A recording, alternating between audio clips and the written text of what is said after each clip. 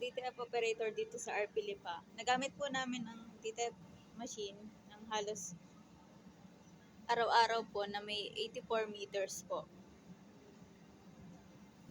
Ito po ang DTF head. Napalitan po ito nung last January. Ito naman po ang copy na may 100% po na sakto. Ito naman po ang tamang pag clean ng head.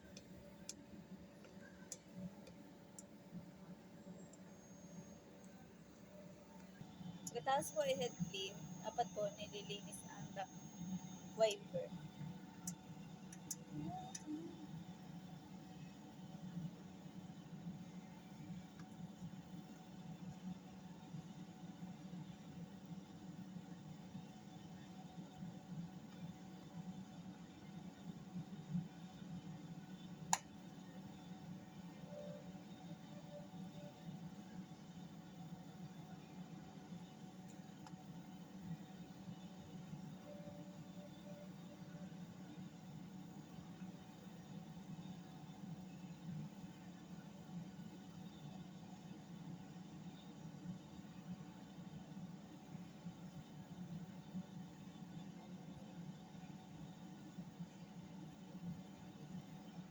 Ito naman po ang ink tank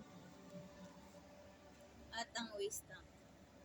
Ito naman po ang EBR at ang drum.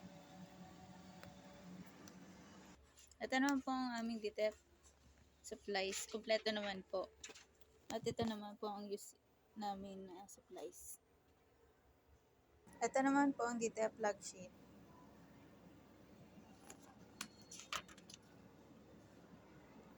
At ito naman po ang